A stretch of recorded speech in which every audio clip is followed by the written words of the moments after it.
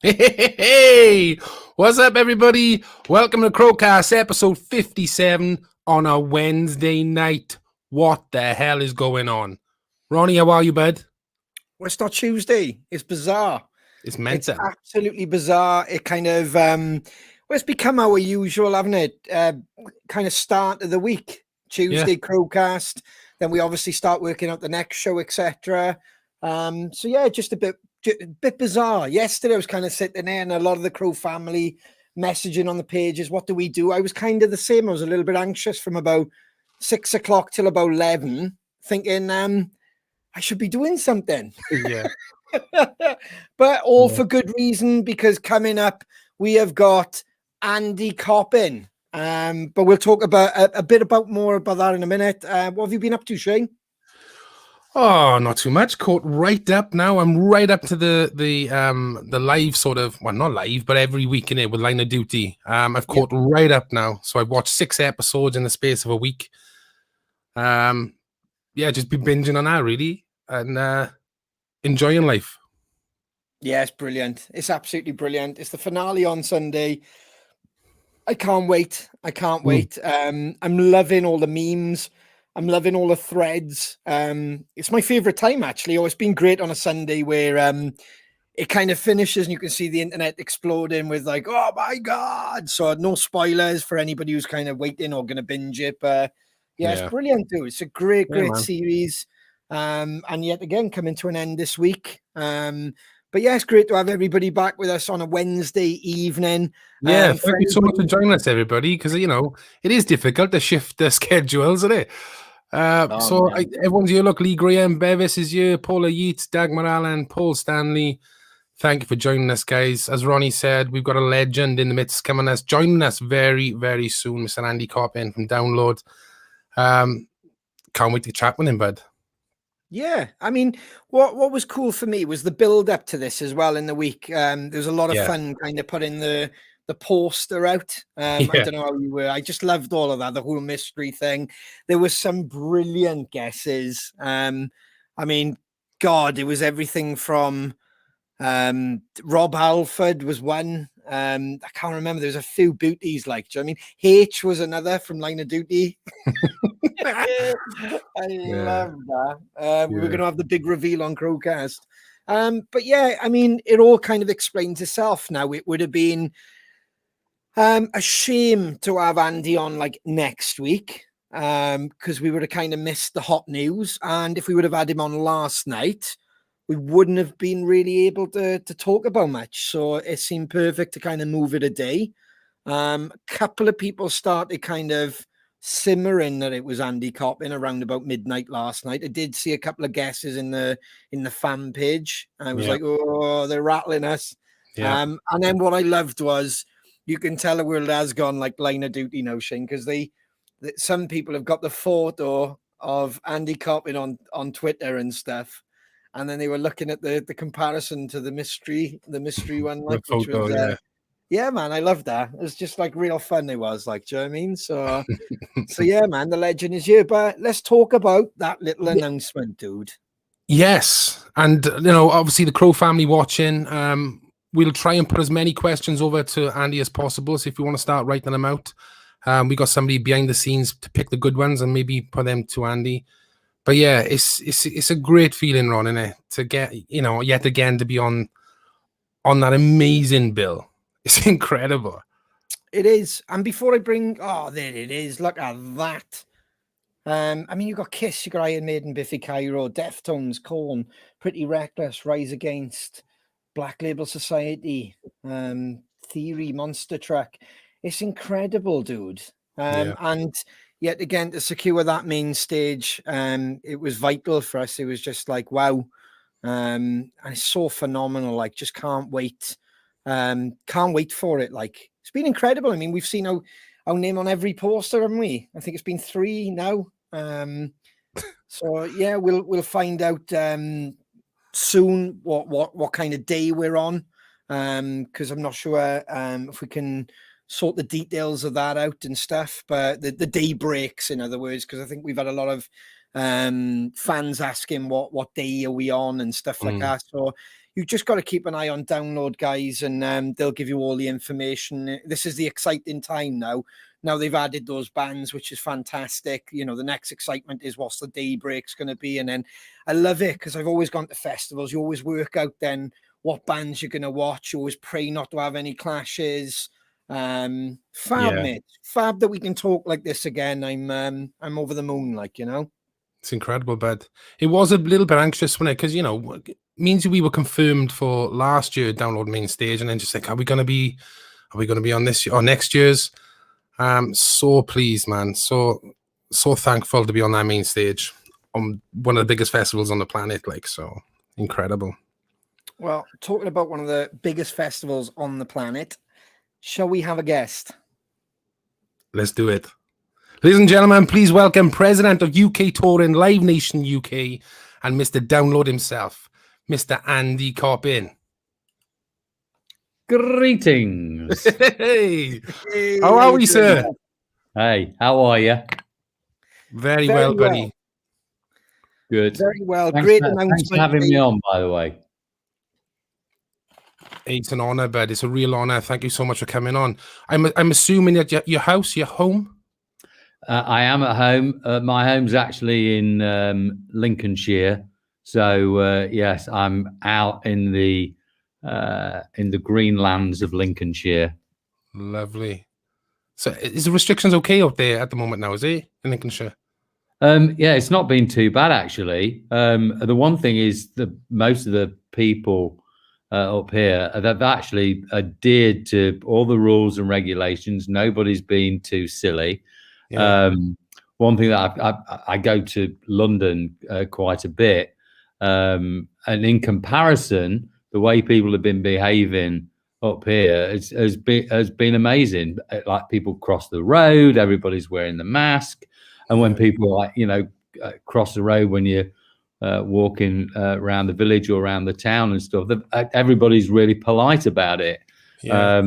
Which is great, and slowly but surely we're getting ourselves out of this mire.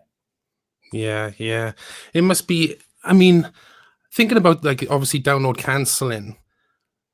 I guess you've been working. It's twice I've done it. It's but I was going to say, does that mean does that free up your time, or do you working twice as hard to?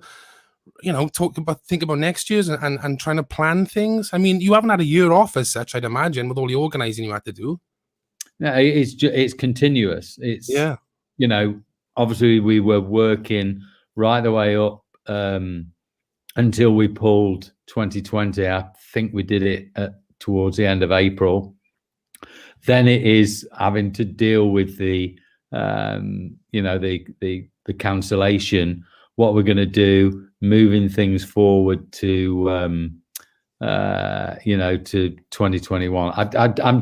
I just want to say hello to everybody. Yes. Those people say welcome. Hello, Andy. Hey, Andy. I can see you as I'm talking to the guys. So thanks for saying hello. So yeah, and then obviously we moved into 21, and all our focus was on what we were going to do for this year. And then obviously, unfortunately, COVID continued to take hold, and we had to bounce 21 too. And interestingly enough, from 20 into 21, we lost Iron Maiden. And then when we come back in 22, Iron Maiden came back. We pulled Biffy Clyro in for 2021 to replace Iron Maiden. Then System of a Down can't do 2022, so thankfully Biffy Clyro were happy to step into that role for 2022. So there's a team of us that work on Download, right, with the booking. There's 5 of us. There's me, there's Sean Ryman, there's Cameron Hack, there's Danica Webber, and Jenny Cotter, and together, we booked this festival by committee, and everyone's been just having to pull together. It never stops. We don't get a chance to put our feet up, and neither should we. We've got to dig in and get the festival booked for everybody. Is this the most difficult time you've ever had a download? I think last year was the most difficult one because it was such a big decision to make. Yeah. I was being asked, I guess, from the second week of March, towards the end of March, beginning of April, is download going to happen? Is download going to happen? And I was resolute with what I was saying, which was we are absolutely forging ahead. Download's still going to happen. Yes, the festival's still going to be there. We're still going to crack on. And then, I woke up one day and realized, look, I'm kidding myself here. This isn't going to happen. COVID had just taken such a big hold of what was happening in the country that we had to lose it. And that was really hard, bearing in mind, we've been running downloads since 2003. We've run every single year, regardless of whether he was available on the bill. I always wanted to put a festival on every single year. I come from the old Monsters of Rock days, and great festival that was, and Download is like the son of Monsters of Rock festival, if you like. There were a few years which they didn't operate for a number of reasons, and I always, my first goal with Download was to make sure that we ran as many, if not more, downloads as there were Monsters of Rock, and we did that a couple of years ago. We broke that record, and I wanted to do it continually and not have a year off. Unfortunately, obviously, COVID absolutely smashed us for 2 years on the bounce. And yeah, last year was really hard. This year, not so hard because we've kind of already, we'd been through it, we'd done it. Obviously didn't enjoy cancelling it again. But if I look back to some of the previous downloads that we've done and how hard they've been, in 2004, when Lars Ulrich didn't show and it looked like Metallica were going to cancel, and they ended up, doing the set with Dave Lombardo from Slayer and Joey Jordison from Slipknot, and that was amazing, just doing a Metallica greatest hit set. Then in 2006, I think it was 2006, Jonathan Davis from Korn was ill, and then we had all these guest vocalists standing in for him, Matt Shadows from Avenged Sevenfold, Matt Heafy from Trivium, Benji from Skindred, Corey Taylor from Slipknot, Stone Sour. They all filled in and did like a Korn greatest hits. That was really tough. And the toughest year really for me was 2010 and dealing with AC/DC. AC/DC wanted their own stage. We had 2 main stages. It was, I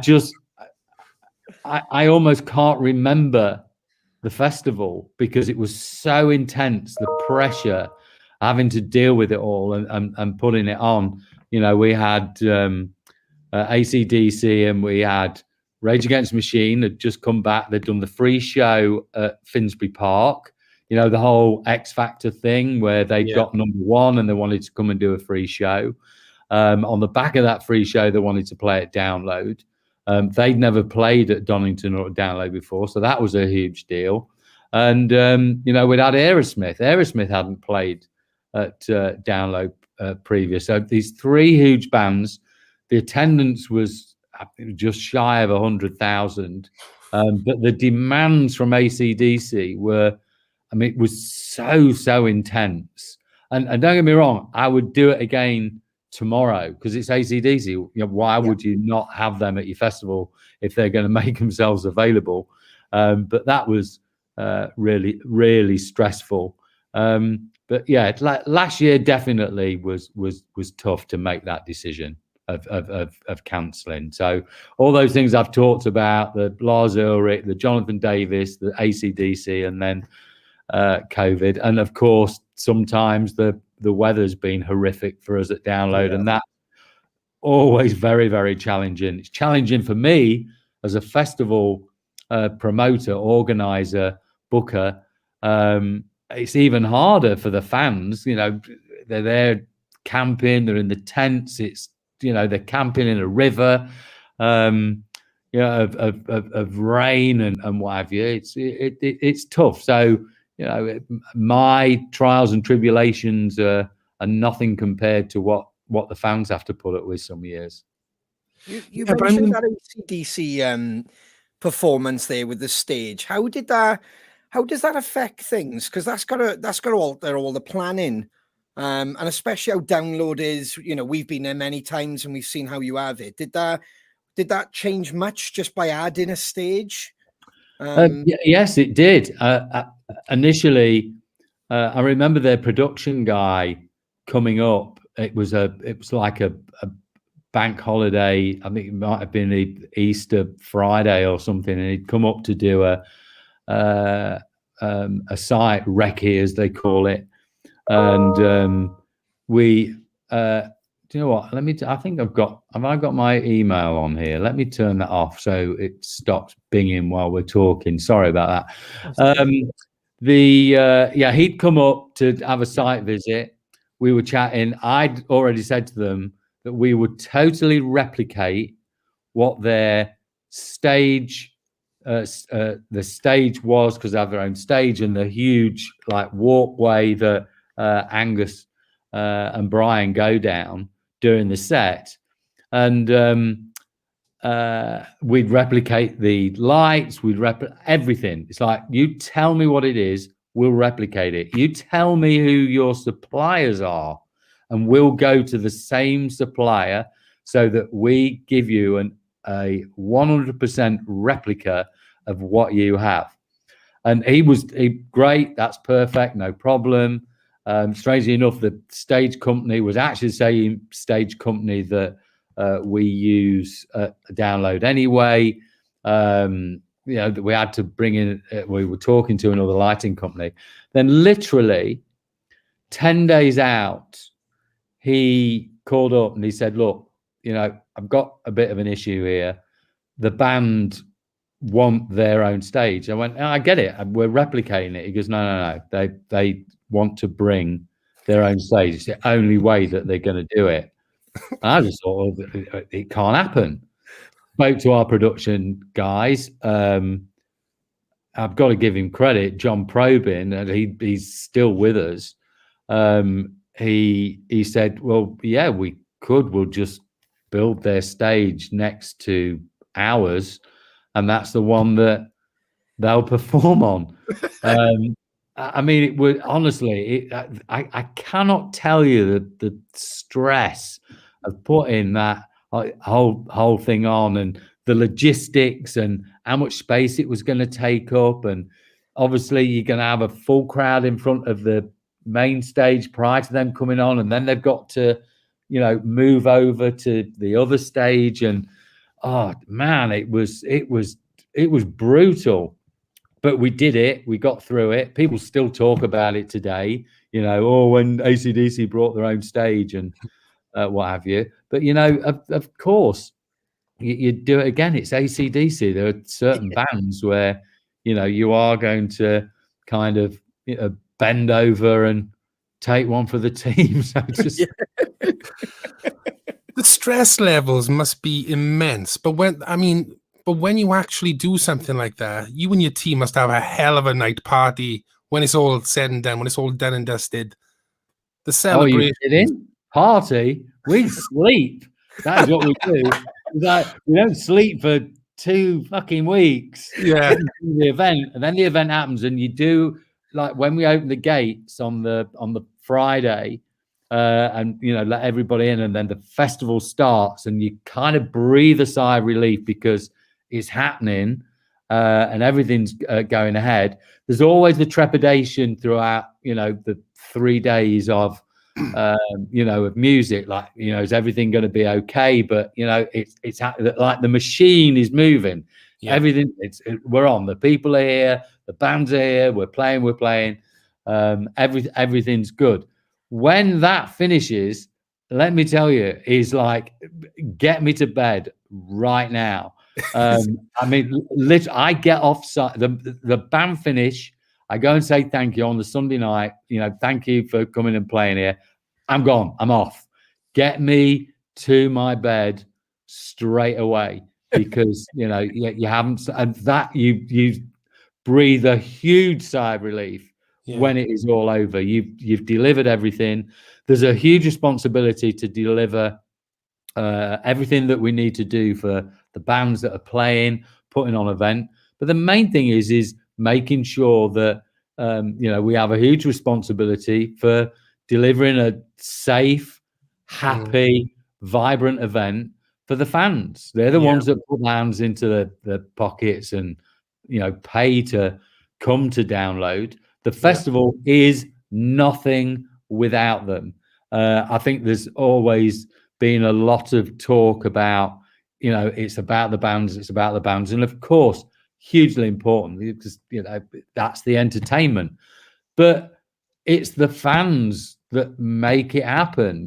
They're the ones that are spending the money, making the commitment, and coming to see the bands that are playing. If we haven't got the fans, we've got nothing. Yeah, completely agree. It's an unbelievable amount of pressure, though, Andy, that you and your team put yourself through, to obviously to cater for 80 to 100,000 people. Yeah, I can't imagine that amount of pressure and stress. Well, in year one, when we launched in 2003, we were 2 stages. Yeah, we did just under 25,000 people. There's about 23,000 people in total. And then in 2005, we moved to 3 days, and then I think we were at 3 stages then.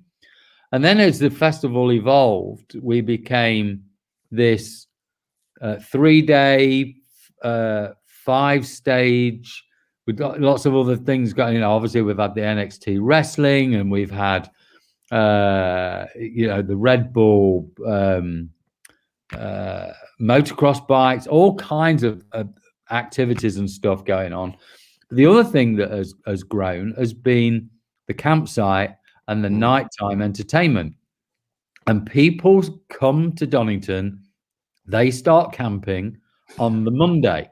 Yeah. The festival doesn't open until the Friday. But this is it's a massive homage to the event. People come, it's a pilgrimage, that they come on the Monday, they camp for 4 days. Yes, there's entertainment in the campsite, but the festival doors don't open until I think it's 11 o'clock, midday on the Friday. But it's like a holiday for these people. They take the time off work and colleges, etc. A lot of kids have exams, and it's like as soon as the exams finish, they're there. But the bulk of the people start coming on the Monday and the Tuesday. I mean, there was one particular year on the Wednesday before the festival opened, we had 70,000 people on the campsite. I mean, we're not open for 2 days. So yeah, it's literally one thing I've got to say. The people of Donington, because it's this little village at the end of East Midlands Airport. I mean, that's something I still get excited now when I see the planes coming over and coming into land. That this little village allow us to come every year and literally take over. We come, we build our own little, download city within Donington Park, part of Castle Donington Village. And then once the event's over, after 70, 80, 90, 100,000 people come year in, year out, and take over the place. And when it's over, we disappear. And it's amazing that they've been so supportive. They love the festival. They want it there every year. It's become a big part of what that area is. We've helped financially with the local school, with the church. There's a new roof on the church, etc. We do make some financial contributions. The farmers in the area that we have to rent the land off. We don't get it for cheap because they know we want the land, and we have to do a deal with them to hire the land for the campsites, the car parks, etc.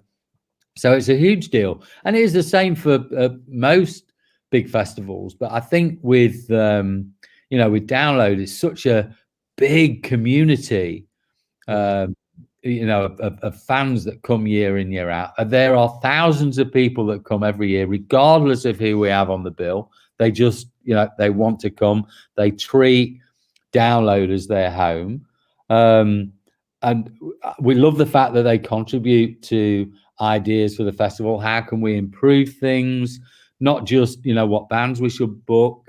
It's like, what should be happening on the campsite, where the campsite should be situated, just all kinds of things that they come to us with ideas and suggestions to help us improve the festival. The festival is theirs, belongs to them. We're just the custodians of it, and we're, their servants, if you like, putting the event on.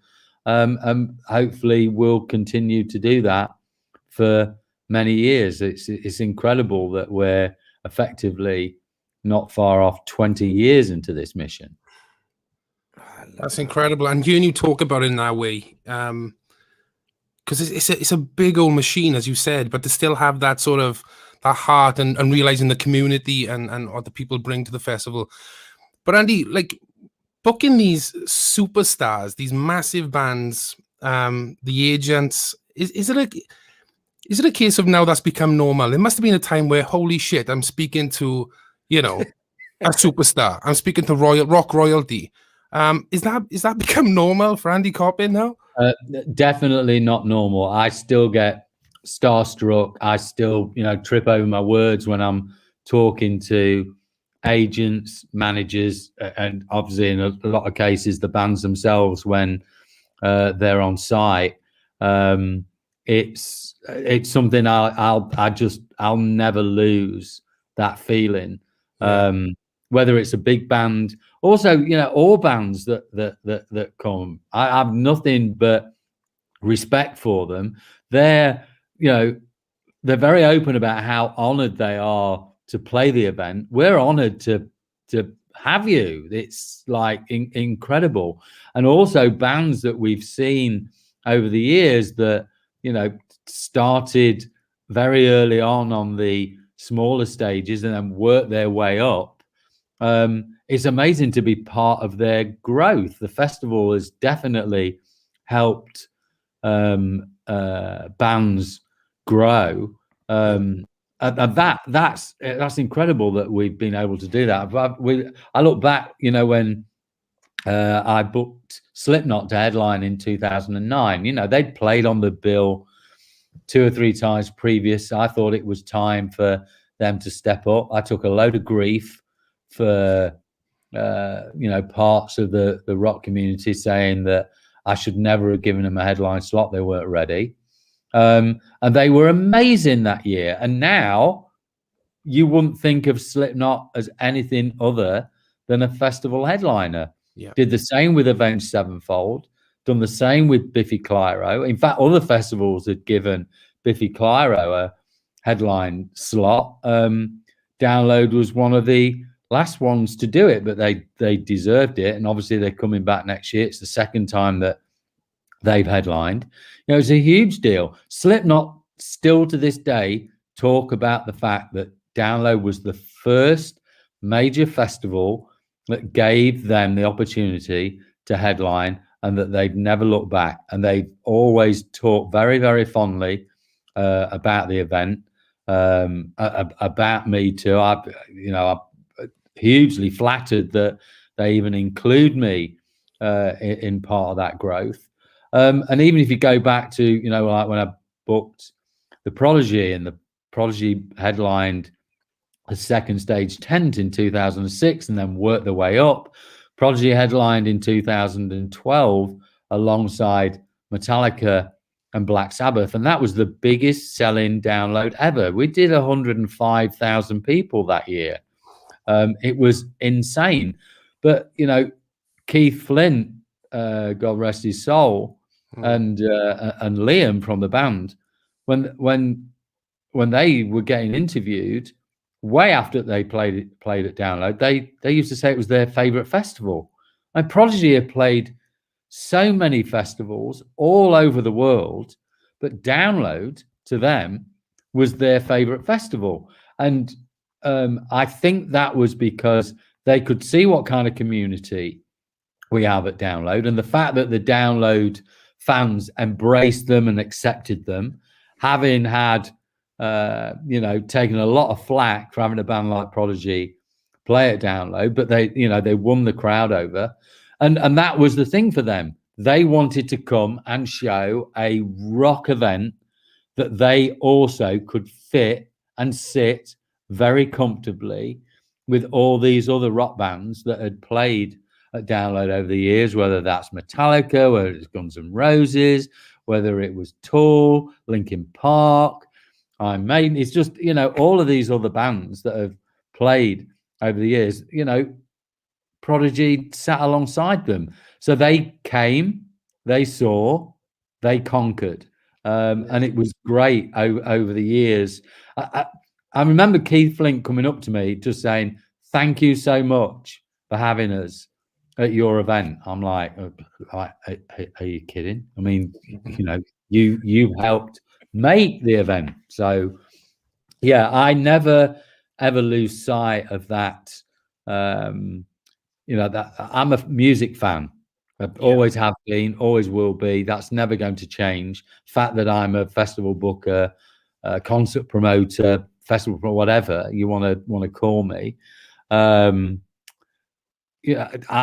always going to be a music fan. So if I see a band that I love, I'm a fan of, I am going to be a bit starstruck. I'm starstruck at literally every single band that plays it.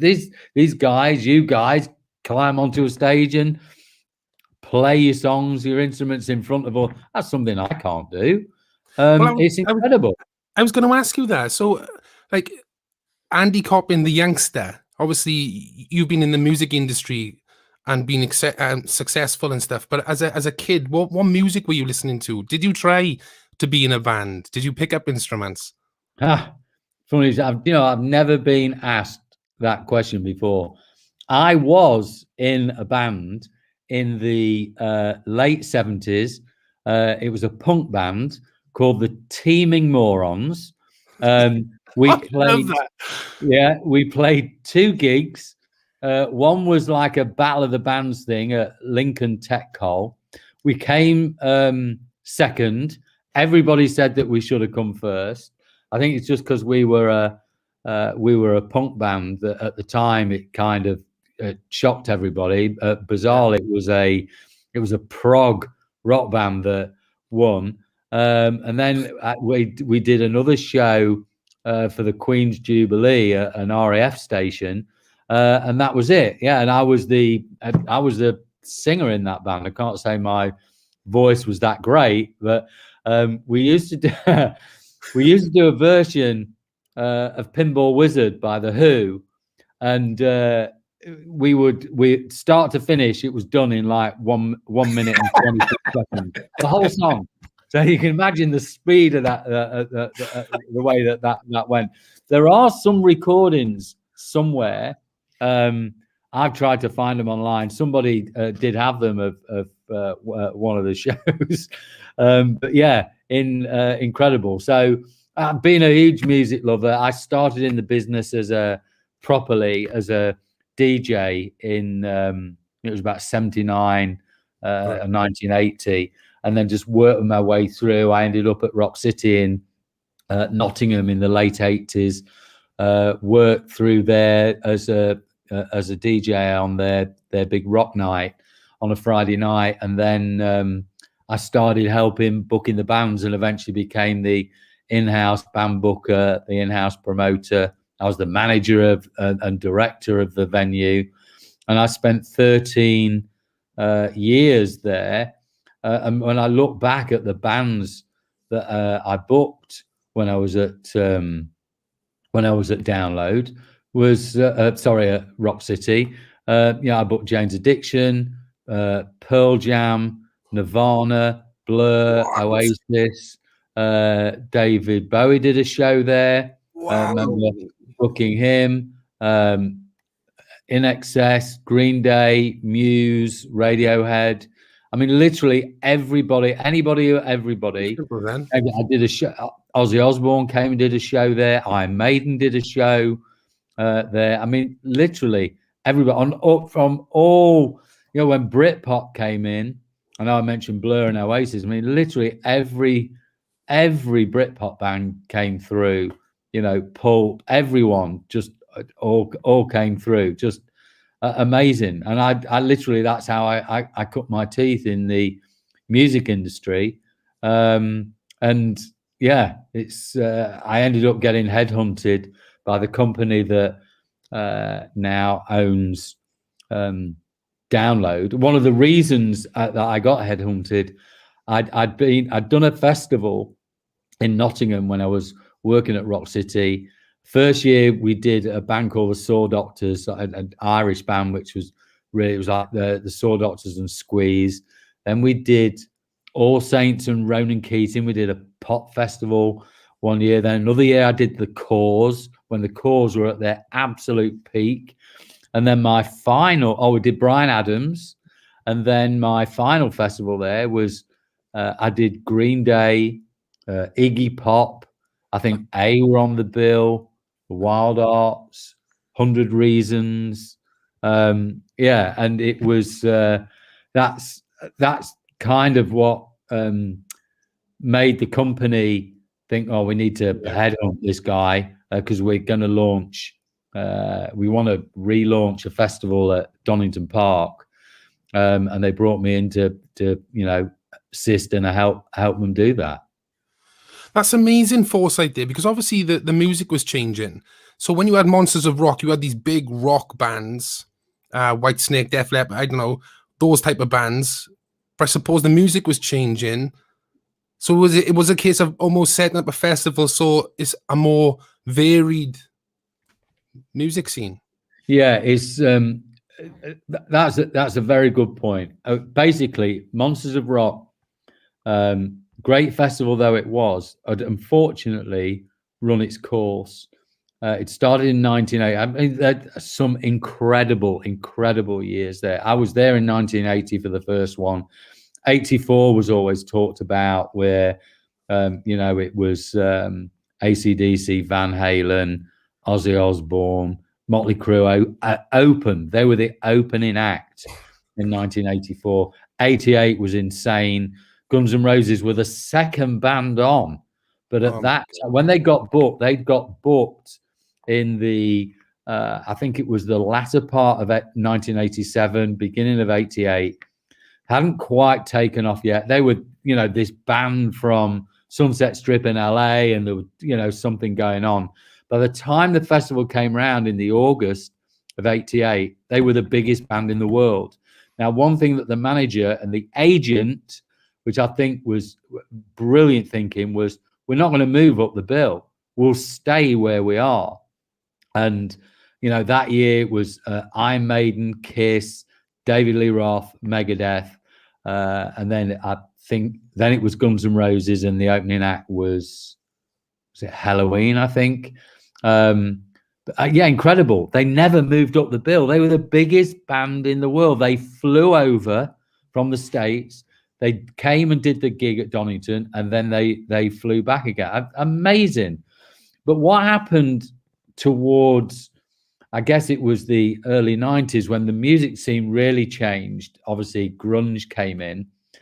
None of those bands from that era that were really big, and I'm talking Faith No More, Red Hot Chili Peppers, Pearl Jam, Nirvana, Rage Against the Machine, all of them breaking through really, really big. None of them wanted to play Monsters of Rock Festival, because it had got itself in this, like classic rock bands, if you like, which obviously were huge throughout the 80s. And some of them obviously came through into the 90s as well. not that I'm saying Metallica are a classic rock band, but they, you know, Metallica, Aerosmith, Whitesnake, you know, Iron Maiden, they all were still very, very relevant in the 90s, but the festival just didn't get the opportunity to evolve because none of those bands wanted those cool new, you know, that new scene wanted to be associated with it. So come 1996, it just ran out of gas. And then in 2002, they did an Ozfest at Donington Park, and that bill in itself was amazing. I mean, it was Ozzy, who was absolutely at his peak. You know, the Osbournes were riding high with the TV program. Ozzy had got a whole new lease of life, but literally on the bill that year was like System of a Down, Papa Roach, Tool, Disturbed. I mean, it was an amazing, amazing bill. And from that, in 2002, made the organisers think, you know what, we could bring back a rock festival back to Donington, but we'll bring it kicking and screaming into the modern age. So that's literally what they did. And thankfully they brought me in to help them do that. And eventually in 2008, I took over the full reins of, you know, booking the festival.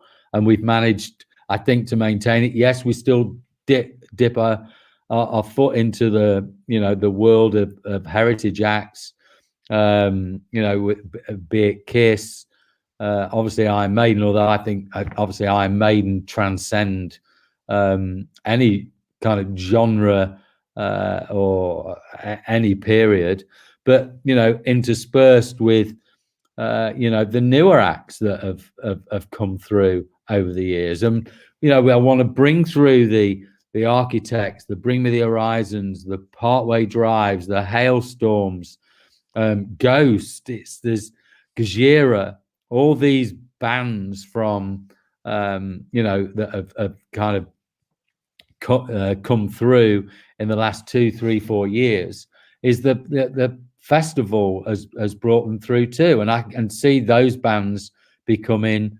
headliners of the future. There's numbers of them. And, you know, we've had to push the boundaries a little bit and incorporate what's happening now as well as what's happened in previous years. Yeah. I think that's what we love is you look at download as a whole, there's something for everybody now, the modern download. You know, if you look at any of the bills, even before COVID, you can go to the Dogtooth stage, you can check out a rock band, a metal band, a grunge band, a punk rock band. And then I do like what you've been doing is throw in the odd, well, check these out. They might not be your metal, your rock. And you have put a few acts like that over the last few bills, which is like, you know, and it is hit or miss. Either people are going to love them or hate them, but 9 out of 10 people have really enjoyed what you've given. Like, so I think that's what is giving it the magic. Like, you know, I think, you know, what's happened over the year, and yeah, we still get stick for who we've booked, but it's not as bad as it has been in previous years. I think the fans have come to terms with what the festival is all about. Yes, there's all these name bands that they know of, and obviously that's the draw to get them in. But, you know, we absolutely give a leg up to the new breed of bands that are coming through. You know, Venom Prison, Holding Absence, The Fame. It's just, these bands I'd like to think we're helping bringing them through. It's Boston Manor. There's the number of them, and the fans come. They don't know much about these acts, but they get the opportunity to see them. Yeah. So, and it'll happen next year. It happens every year when we do it. Right after download, go on the website and go on the social media, and people are going, I went to download. I went into the tent. I saw X band, they're now my new favorite band. They were unbelievable. So letting the fans have the opportunity to discover new acts. Obviously, they can hear music, online, whatever, and that's fine. But getting to see these acts that we see when we announce the bands, people go and check out their music. They go, oh my god, they sound really good. I'm going to go and see them. Make a point of going to see them at Download. They see them perform live, and they become huge fans. And, look at we had Greta Van Fleet 2-3 years ago, like opening the second stage. Nobody had heard of them. Greta Van Fleet have explained, whether you love them, whether you hate them, they're becoming a big band. This band are going to get themselves into arenas on their next run. That was a band nobody had seen before. I actually only saw on social media 2 weeks ago someone was saying, do you know what? I saw Greta Van Fleet for the first time at Download in whatever year it was. They were amazing. I love that band. And that's what we want to do with Download. Just come and discover new acts interspersed with all the other favorites. Yeah, absolutely, bud. I mean, it happened with us in 2019 when we played the tent. So many people I've never seen it before. And I think that's why every band holds Download in such high regard. That platform. I don't know anybody in a band that wouldn't give their right arm to play some stage at Download. And the fact we're so lucky to be playing main stage, we're just thrilled, Andy. We're thrilled. You deserve it. You're there because you deserve it. I'm not there to blow, smoke up your backsides. It's, bands are there because they deserve it. And what I've said to bands right from the very beginning is like, here's the festival, here's the crowd, just go out and do what you do. That audience out there, they just want to be entertained. They want to love you. They don't want to hate you. They want to love you. So it's actually, don't feel nervous. Just go out and do what you do. Go and entertain them. We've got the crowd in here. Now you just go out and do what you do best. Go out and entertain them.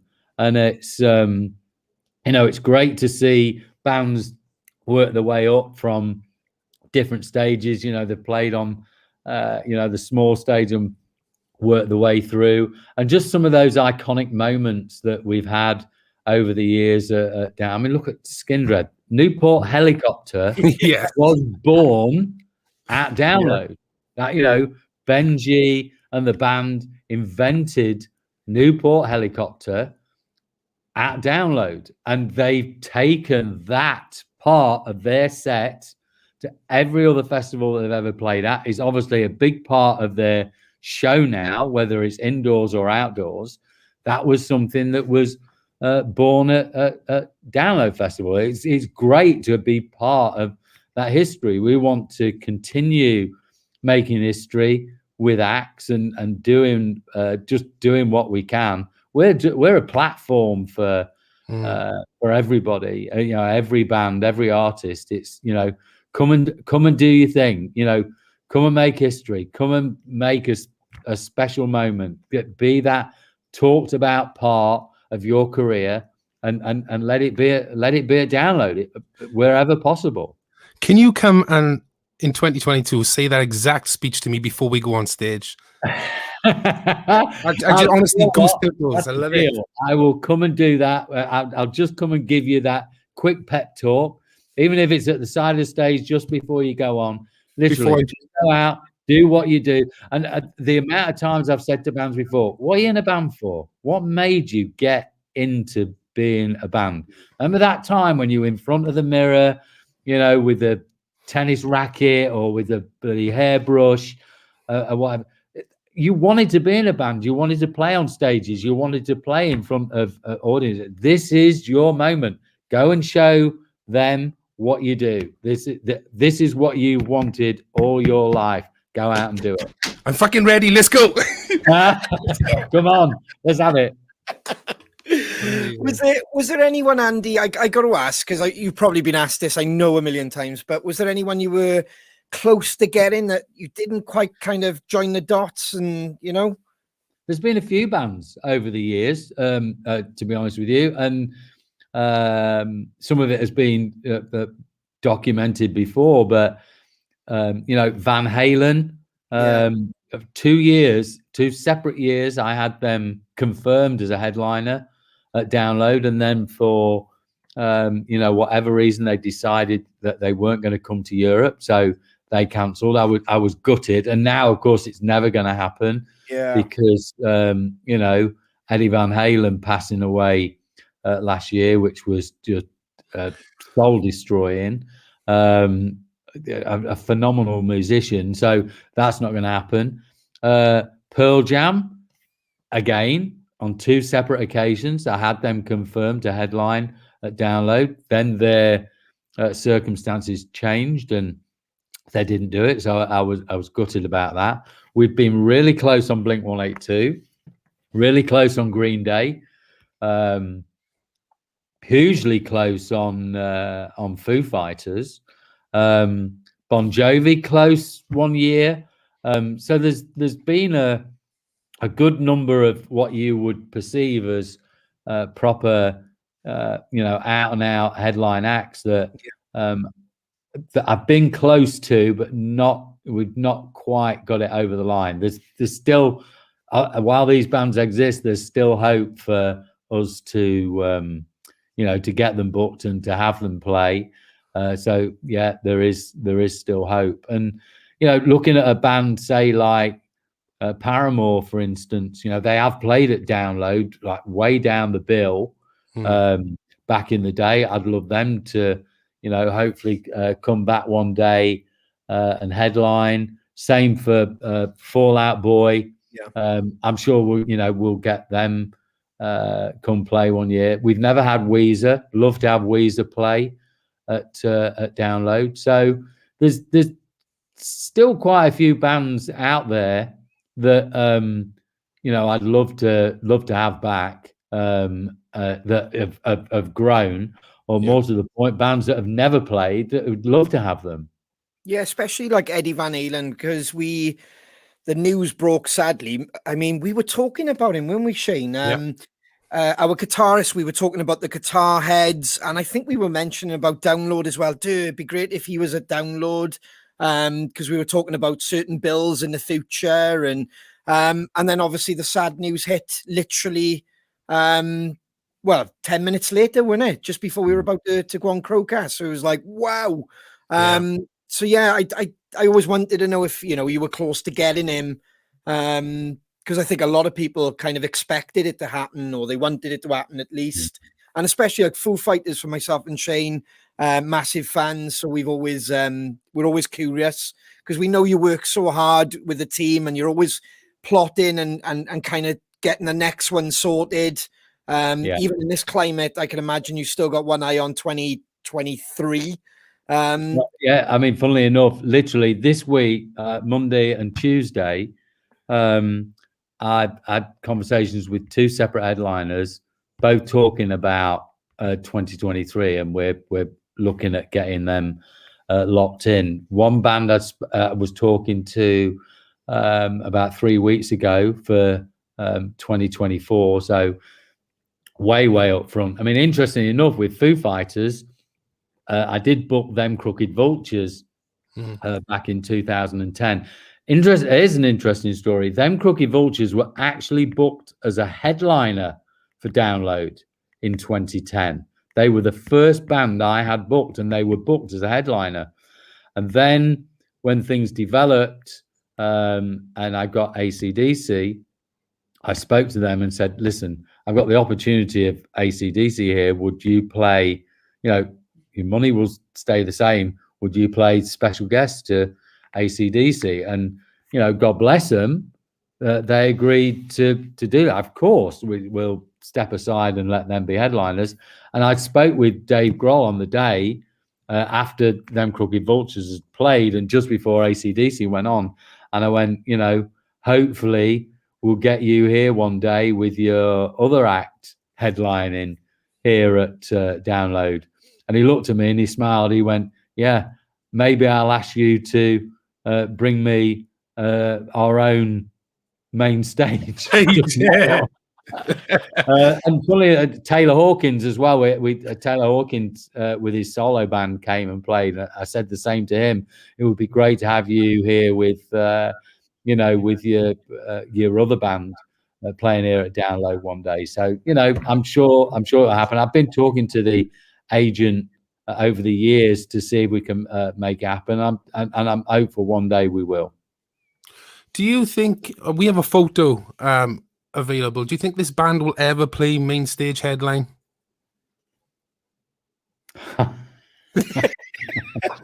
I knew. I did see. I found a photo of Andy's band. If you want to go to it, yes, there is me with my black and white rugby shirt with a hideous scarf. I mean, to think that actually we were a punk band, but we really were. That's an amazing find. Yes, folks, that is me. Yes. I love that. That's similar to my first drum kit as well, Shane. So my first drum kit, that is. Proper punk rock, that is, Andy. I can tell. Yeah, no, for sure. A proper Chad Valley drum kit. You got it. Yes, Well done, Ryan, for finding that. Yes. Catch on the bad, Ryan. Fabulous. Is it okay if we ask you some questions from the fans? Is that cool, Andy? Of course. No, please go ahead. Fabulous. We got the first one. There we go. Matthew Morrison, the likes of the Killers and Kings of Leon surely could play Download similar to Biffy. Interesting question. I think Kings of Leon possibly yes. Killers, I would say no. I think Killers are probably a little bit too much in the pop alternative world. Can't see that working. I think Kings of Leon, although we would probably get quite a bit of abuse when we booked them, I think when they actually played and they did do a more rockier set and played the big song. I can imagine Sex on Fire, for instance, and the crowd singing that back at Download would be amazing. So I'd say yes to Kings of Leon, no to Killers. Yeah. Kings of Leon had changed so much, haven't they, from their first albums? Changed loads. Yes. Mikey Evans, question for Andy. What's your view on virtual and hybrid events? Could they ever replace the live experience? Very simple. Absolutely no. Not a chance. Forget it. I think that they have their place, of course, with regards to replacing.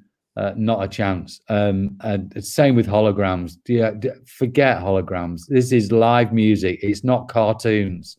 You've got to have that just feel, the sweat, the vibe, the connection. You're only going to get that with live bands and the interaction with the audience. So although I get virtual events and we've seen some of the streaming shows that have taken place. Some of them have been really good. Some have been great. Most of them have been boring. The minute the song finishes, just that dead space. I actually feel for the bands. I mean, obviously, from a band's point of view, I guess they can go, well, in some respects, it's like a rehearsal, I suppose. You've got to rehearse, but that's what it ends up looking like. There's no vibe. There's no proper interaction. They do have a space, of course, because there's so much you can do. You can do Q&As with your fans and everything like that. But are they going to replace live shows and festivals? I don't see it. No, I completely agree with you there. I mean, coming from two people who've done a couple now over COVID, we were fortunate enough to do the Planet Rock one, which was fab but bizarre. We've documented it on here. Really, exactly what you said there. You go into that big crescendo and everything's there, and the energy's up with the band. We're all smiling, and then when we stop, it was just, oh man, you just It's miss. flat. It's just really flat, and there's Yeah. nothing you can't stop it. It's nobody's fault. That's just if it highlights anything, it highlights just how amazing live shows with a live audience is. It's incredible. Yeah. You know, and I do get it, and I do understand that there is a place for it, and if done right, and as I said earlier, you know, getting some Q&A, fan interaction, that kind of thing. But it's nothing compared to the interaction you have with a full crowd singing back your songs and cheering and just getting into the whole vibe, mosh pits, crowd surfing, just being there, arms in the air, singing to your art's content. It's you can't beat that. You know, why do people get into bands? You want to feel that. We've talked about on you, man. We've always said like there's two kinds of a drug of when you're a performer. Is number one, it's the recording or writing a new song, that energy, that buzz when you're in the room and you feel it's a good song, and the adrenaline kicks in. And secondly, when you step out on any stage and you get a reaction, it's just phenomenal. If you could bottle those two, that's why we're in a band, Andy. That's the whole point. Is like, take them away, there's nothing. It is exactly what you said. It's just empty and flat, like, you know. Yeah. So, and what you find is, even on the first one you said there, on when you create a piece of music and you think, oh, that's pretty decent, you don't know shit until you play it to people, and if they connect to it and they react to it. So it's literally, it does not work without the audience. It cannot work without the audience. The connection is the key. I see there's another question here from Robert. I think that was Robert Mallam. What's been your personal favorite performance at Download? I'd probably have to say the first time that Rammstein played at Download, that was just incredible, with the rockets and the fireworks and the stuff going from the stage to the mixing desk and exploding and then coming back.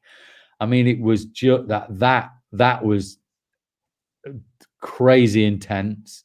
When Sabbath played in 2012, which was, I think, possibly the only show that, certainly the only show they played that summer. They did a warm-up at Birmingham Academy just prior to Download, but it was not long after Tony Iommi had his cancer scare, and they'd had to cancel all of their festival plays. The only festival that they didn't cancel was Download, and luckily Tony lives down the road from Donington. It's not that; it's less than an hour for him. And his the specialist has said to him, you know, you shouldn't play the gig, but you haven't got far to go, and if you feel that you're okay, go ahead and do it. And I remember on backstage just prior to the show, I'd spoken to Tony. I said, "Listen, thank you so much for coming in and doing this. It's amazing that you feel well enough to do it." He went, "Oh, no problem. It's amazing. Thanks for having us." Blah blah. That was great.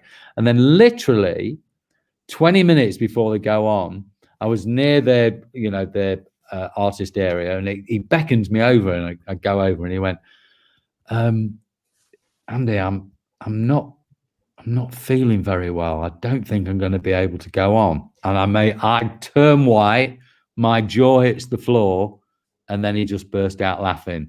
And I remember saying to him, I went, "To be fair, Tony, if you didn't feel well and you didn't want to go, you'd have every right and every reason not to." But he really pulled one on me that day. But it was amazing when they went out on stage and the reception that he got and the crowd singing his name, because they knew just what a big deal it was.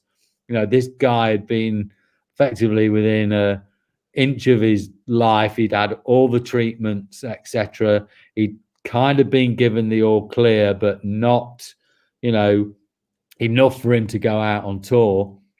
But he was still determined to come and do Download that year in 2012. That was an amazing moment too. So those two in particular really stand out. Rammstein when they first played, and Black Sabbath in 2012. Amazing. Another question from Heather: is there a story behind the Download dog? It's really, I need to do a little bit more digging, because we've had the Download dog right from the very, very beginning. In year one, 2003, the Download dog just became like the the mascot, the logo. Not even sure who came up with the with the design. We've obviously kept it and adopted it ever since. And the other thing, and this is something that's super special about Download, is the amount of people that have the Download dog and the Download logo tattooed on their body is unbelievable. There are literally hundreds and hundreds of people that feel that strongly about the festival that they want to have it tattooed about their person. I don't know of any other festival in the world that kind of commands that kind of loyalty. You don't see anybody with a Glastonbury tattoo. You don't see anybody with a Coachella tattoo. Yeah. But you see, and I mean hundreds, probably thousands of people, because every year I get more and more of these photos coming through of people with the tattoo on there. And the Download dog has changed, in shape and design over the years.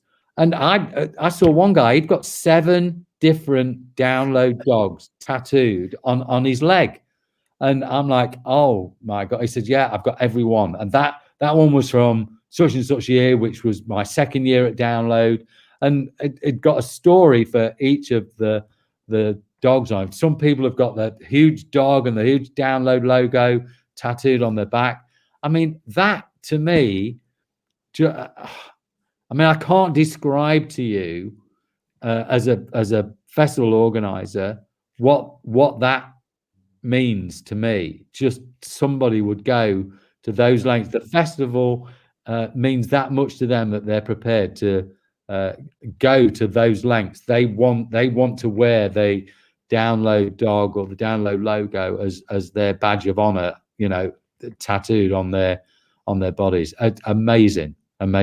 So there's no real story as to where it came from. It was there from year one, and we've carried it through. We have the Download dog walking around the festival site. People are always wanting their photograph taken with him. We now do Download dog cuddly toys as merchandise. They sell like crazy every year. We change it every year, and people still want to buy it. It's almost become like our our Iron Maiden Eddie, if you like. Yeah. Everybody just associates the dog with the festival and vice versa. Yeah, fantastic. Any more questions? Ian Griffiths, question for Andy: if you could pick 3 bands from any era to headline over 3 days, who would they be?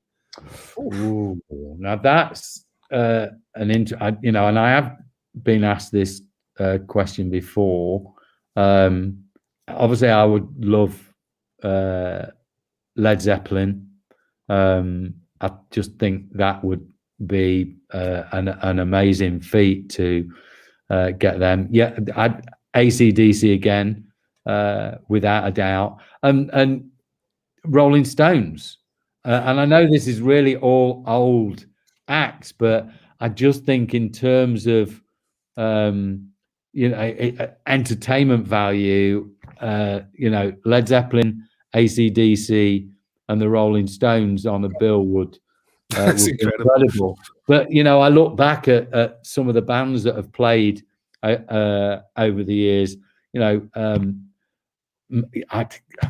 Metallica back would be incredible. I mean, I'm proper looking forward to Iron Maiden next year. They're doing Legacy of the Beast, which is like the best of Iron Maiden. I mean, that tour itself, I promoted it and went to 3 or 4 of the dates. I mean, it's just amazing. The set list is incredible. I can't wait to see that.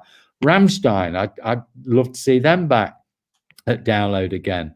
Rage Against the Machine. It's Guns N' Roses. It's there's so many bands. I mean, Linkin Park in 2014 when they did Hybrid Theory, when I taught them into doing the Hybrid Theory album, they've only ever done it once, and that was at Download in 2014, and they didn't do it after. And obviously, sadly, Chester took his life not long after.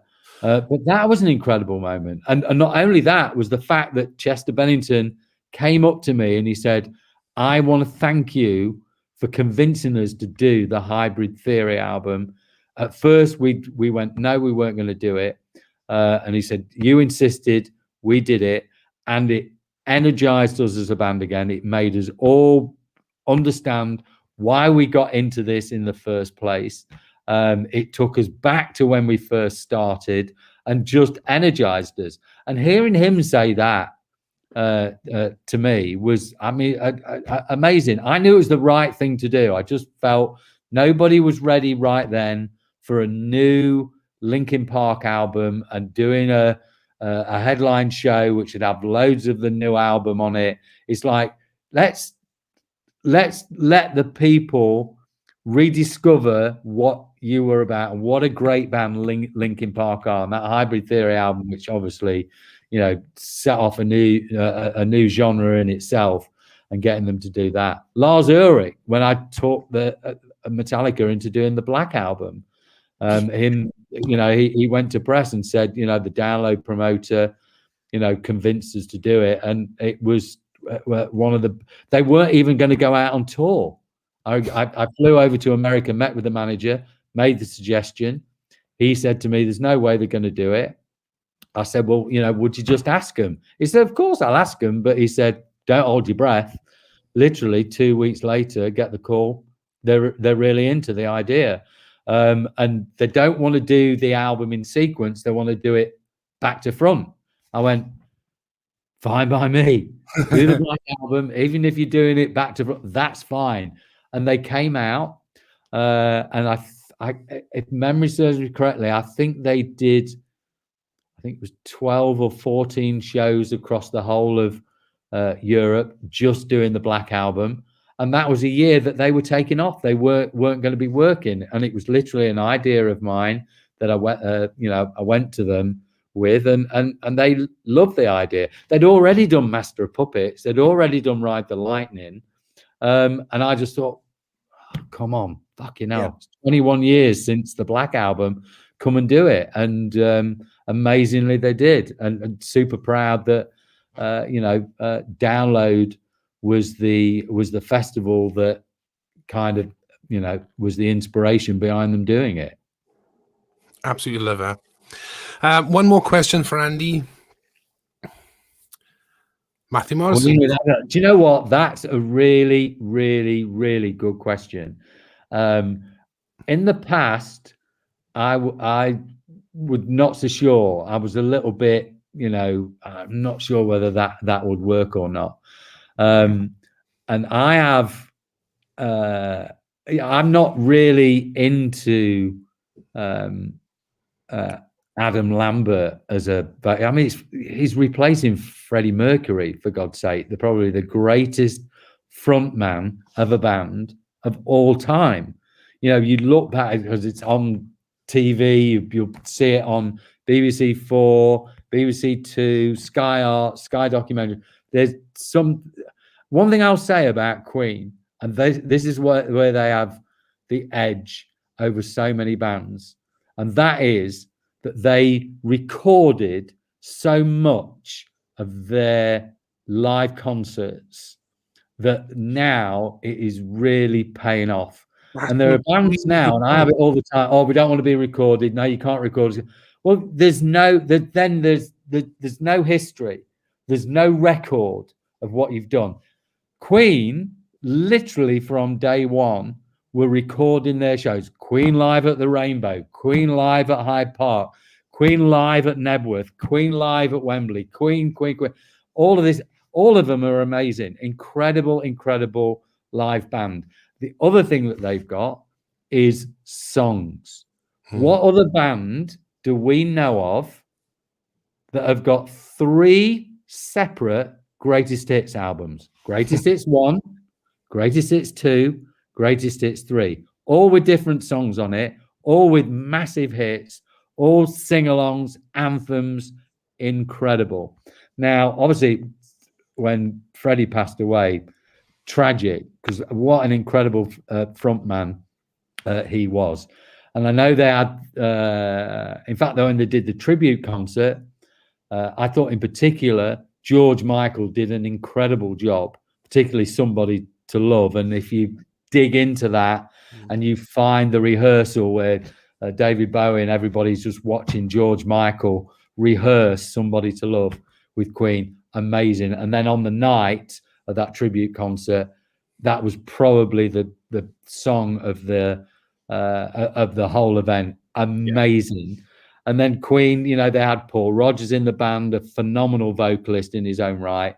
And then they got Adam Lambert in there. Incredible voice, but I mean, it's almost like he out-camps Freddie, which is an amazing thing to say. But I don't know, I just kind of struggled a little bit with it until I went to see Queen at the O2 with Adam Lambert. And I watched the show, and there were 2 moments where I just burst into tears. It was just hearing those songs. There was one bit where I've forgotten the song. Brian May, he comes to the front of the walkway, and Love of My Life. I was about to say it's Love of My Life, and he turns back and there's Freddie on the screen. I just lost myself. Yeah. And then when they go off and all the lights go down, and then you just hear, "Is this the real life?" And then up it comes on screen, and they do the start of Bohemian Rhapsody. You're watching the screen and them doing it with Freddie, and then they come on with Adam Lambert and finish. Again, I just lost it. And I have to say, and I've got to give him credit, he was so good. Doesn't over exaggerate everything. He knows what he's doing. He's singing Queen songs. He knows that Freddie is the ultimate frontman, and actually does and did an amazing job. So I know this is a long-winded answer to the question, but I would say yes to Queen with Adam Lambert, because when Queen go out and they play, all you get is hits from the start to the finish. You know every single song, even if you're not a Queen fan, and you go, "Well, I don't know what Queen. I only know Bohemian Rhapsody or Killer Queen, or that's all I know."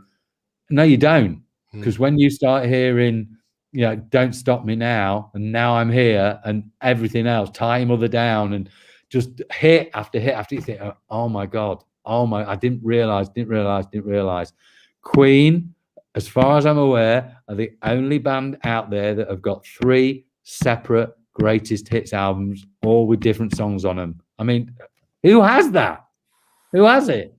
There is no other band. So I would say yes to Queen with Adam Lambert. Play those hits and hear the download crowd singing those songs back. Wowzer. Yeah. Well, that's 2023 sorted, Andy. Just make it happen.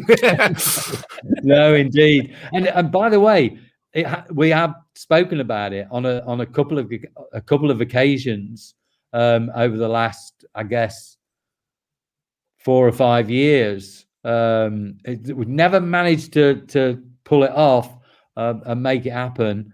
I know that they were one year they were looking at doing Sonisphere at Nebworth, and unfortunately that festival went down and it didn't happen. But since then, I've been approached a couple of times. We haven't managed to pull it off, but yeah, they could definitely be. We'd get a load of stick for booking them. Oh, they're not right for Download and not a rock band, blah, blah.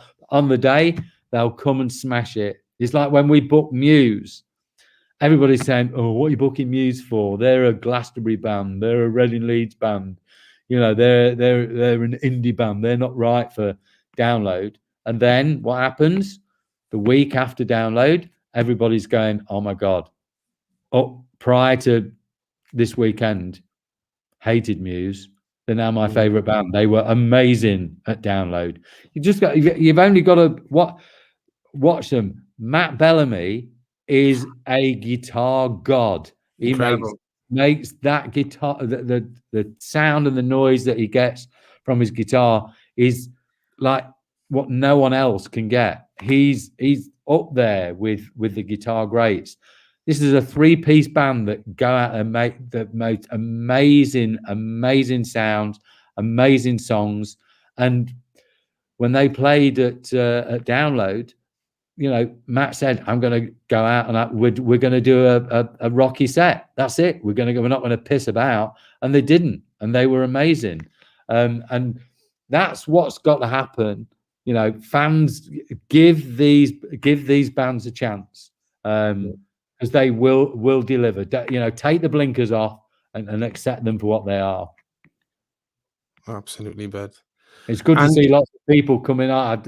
I saw some messages coming up saying how great Muse were. Muse are incredible. I saw them in Wembley. Absolutely amazing. And it's mad, bud, because I've said this before to Ronnie. When I go and see live shows, you're almost looking at it as a punter because you love the songs, but you're also looking at it because you're in a band as a performer, and you look at it and thinking, "Oh yeah, I see what they do in there," and "Oh yeah, I'd love to be on stage." When I saw Muse, it was that moment of, "Holy shit, that is next level."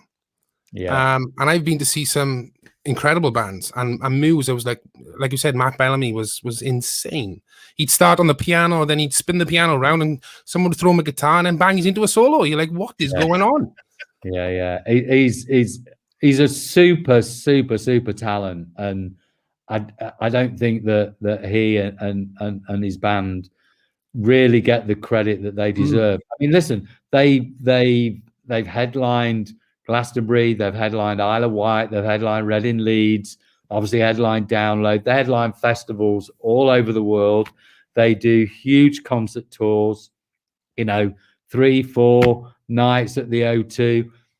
They're a big band, but they're not what I would call, the household name that they should be. They're literally within clawing distance of being that overall household name, and they really do need the respect, because they're an incredible band. Yeah, absolutely. Andy, we're going to leave it there. Thank you so much, Betty, for joining us. An absolute pleasure. I love the insight into your career and Download in general. Thank you for joining us, bud. It's a pleasure. Listen, Ronnie, Shane, thank you for having me. I'll forgive you and Ryan for posting that photograph. That's really made me chuckle. Thanks to everybody who's listened in. I hope you've got something out of this, and that you've enjoyed my warblings. Appreciate the support that the fans give the festival, and everybody involved with the event. It means a lot to us, and hopefully we'll be there for many more years. So yeah, thanks to everybody, and thanks to you guys. Thank you, Andy. Thank you. Really appreciate it. Take care. See you soon. Take care, buddy. Bye. That was awesome. Fantastic. Absolutely awesome. I mean, just the names, the stories, how the festival has grown. It's incredible, Shane. It's absolutely incredible. It is, bud. And nobody has any idea what it takes to put on such a festival of our size. No, I mean, I remember when we started doing CrowCast, and a lot of people were saying, "Have you heard about Download? Do you know if you're still playing it?" And we were learning behind the scenes, and this is where like Andy and his team and people don't realize the months and the preparation and how many people are actually involved in just that event, for making it safe, for making it a memorable event as well. So, you know, it's an all round, but the team spreads out. Like Andy named his close team, but then that just goes out and out and out, and all those people have to come together and make it one truly amazing, safe event. Like, do you know what I mean? So, you know, a real shitter when everything started to change, and then they had to change the goalposts and work out, right, where do we go now? And then obviously now it's fantastic that we're talking about Download 2022, which is it's phenomenal. It gives me a buzz just chatting about that, like, you know. And the other thing as well, I didn't realize, like, when he worked at Nottingham Rock City, just the bands that he was booking, and brilliant story. Unbelievable. Pearl Jam, Nirvana, Bowie, what? Yeah. And I mean, when you think, like, we grew up, and I didn't want to interrupt Andy. There was a part where he said about, like, Monsters of Rock. We were growing up, we started getting into the whole band scene, and I remember showing you cut-ins and stuff, because the lineups were just killer. You know, in one day you would see the likes of, whether it be UFO, Motley Crue, Poison, AC/DC. You know what I mean? These lineups were phenomenal. And then obviously we did get into the grunge scene. That was our turning point. Nirvana, Pearl Jam, Soundgarden. So to hear, like, Andy explaining about, like, how it changed for him, and how it kind of evolved, because we love that word, and how it changed, and yet again they moved those goalposts and worked out how to bring it back, how to start trying to please everyone. But that's the key to this. You'll never please everybody. You know, that's the. You know, I've been to Download as a punter for years, and I've been to Download with friends who've played the festival, and I've been to Download now as a performer. It's phenomenal. It's well put together. And yet again, I never see anybody leave who's unhappy. And I think that's the key. Like, when we played the year of Def Leppard, a lot of people, oh God, Def Leppard headlining. We were in that field after we played the tent. Everyone's singing their songs. Everybody's dancing. I mean, it is completely rammed.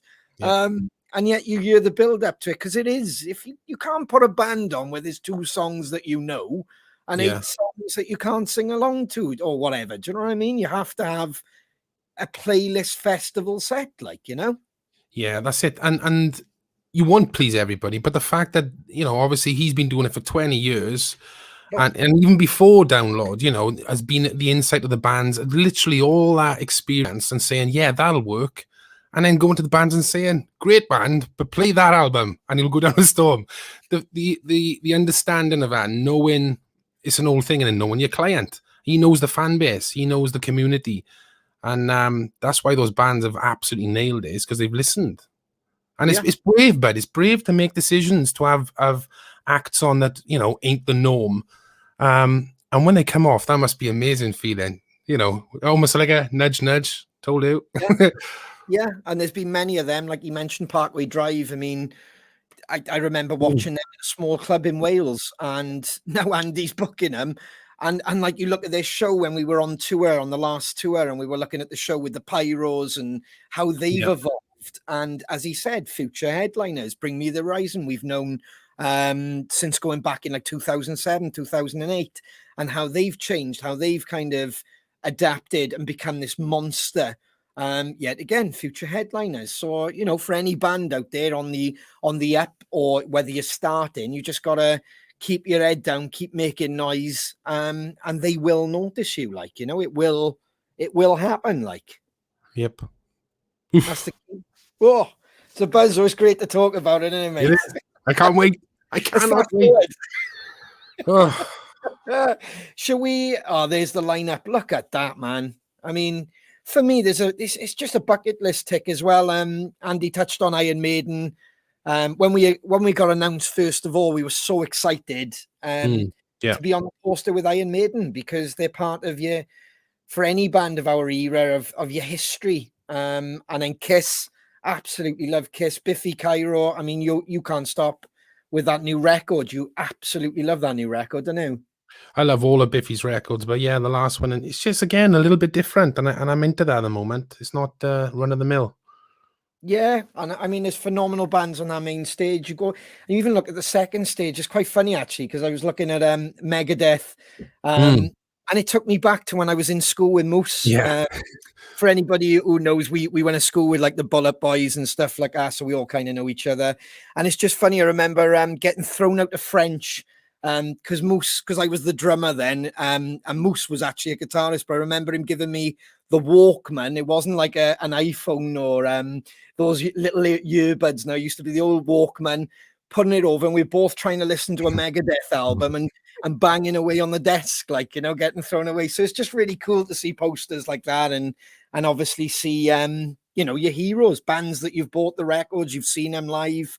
Phenomenal billing, and a really exciting day for the rock, metal, punk, all the genres. Do you know what I mean? It's going to be I've already seen people now actually, I can't wait, going to buy my ticket. Absolutely brilliant. So should we bring in the boys and have a chat with them?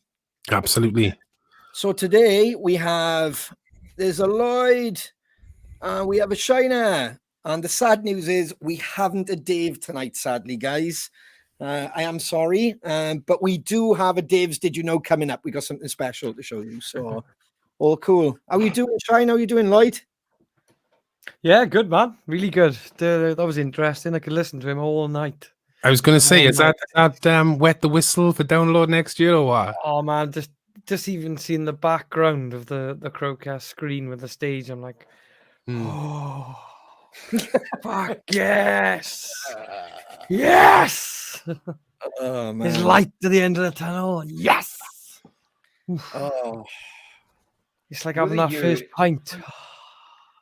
You know the year he was on about with Guns N' Roses, 88, was it?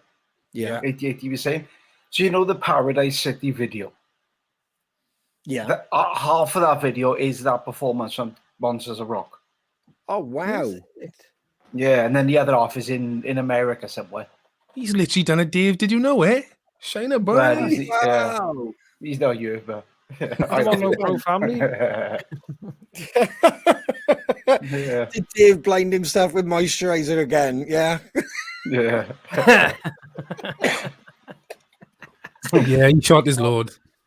No, but some incredible stories, boys. It was just like, there was stuff that I've heard Andy speak about before, and then there was other things he touched on, and absolutely brilliant. And the names, it's just brilliant. I didn't even know that about, obviously, Lars Ulrich. I know it happened, but just to be able to handle those situations, do you know what I mean? Just to keep something ticking together that of that magnitude, like, I'm so glad he brought up about Muse, man, because I was actually there for that day, and I'm guilty of it. I was one of those of, I don't know how it's gonna go.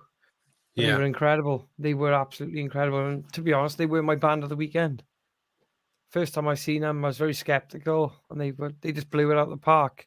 The show was incredible. Isn't it mad? I suppose when you're going to see someone and say if you've been to see him before, you like the music, you've got an expectation. But when you have no expectation, you're like, oh, what's this going to be? And then they just take your breath away. Like, that's exactly what it was like for me with Muse. Exactly. Yeah, I couldn't believe it, man. But I remember standing in that field, and Andy brought it up. It's just the three of them. Yeah. I thought, fuck. This is special, man. They're all incredible musicians. Incredible musicians. Yeah. But it just blew me away. Blew me away. Yeah. Incredible. And the old Tony Iommi story he told, that was good. Yeah, amazing. That was a good one. I have to remember that one, Shane. Oh, brilliant, man. Like I said, it's just crazy. Even the bands that it was really interesting about Van Halen and the talk of Foo Fighters and I don't know if I mentioned or if we mentioned about like Chris Cornell. Was there ever talks of like Audio Slave? You know what I mean? Because it's everyone kind of brings up about Linkin Park, and I was more of a Chris Cornell fan than Linkin Park. That's nothing against Linkin Park's work, but because I know that record was phenomenal, and it was massive, Hybrid Theory. But But yeah, it was just a case of like for me, it was more Chris Cornell. So yeah, it was really interesting to have that insight on that. He has got certain bands we'd like to do him, but not everything kind of marries up, like, you know. And it was really cool to find out how he managed to talk Metallica into doing the Black Album. Or Insane. What a guy. What a guy. oh man. And I wanted to credit him, but I didn't kind of want to yet again be rude. There was a part where he was on about like discovering bands, and he said about seizing the moment and stuff. We actually remember, and you know, thank you yet again to Andy. I think we've mentioned it on CrowCast before. We've seen him in an interview where he mentioned us. Yeah.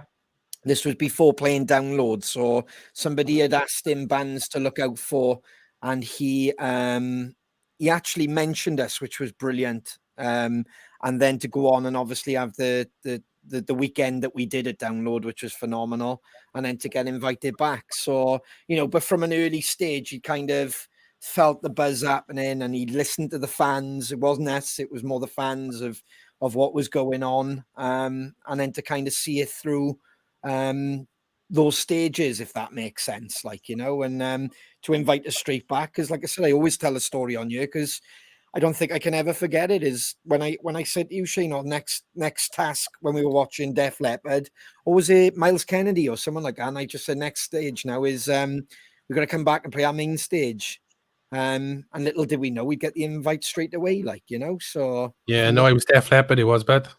Def Leppard. You were slightly worse for wear. I'm going, until you know, we're gonna be playing there in about 4 or 5 years. And I went slightly the same. Norbert, we will do it next year. All right, then wrong you were. And you were right. Yeah. and the rest was history. Yeah. Well, Yeah. kind of right. It just didn't happen. The actual festival. Yeah, just three posters later, but here it is. That's the final poster. Boom. It is you. Absolutely fantastic. A lot of good mates on there as well, which is brilliant. Awesome. Absolutely love that lineup. You got your killer lights. Moose is there as well, which is fantastic. CrowCast guest. Got Funeral for a Friend. Ryan, previous. Gerwin, aka Gerwin, previous CrowCast guest.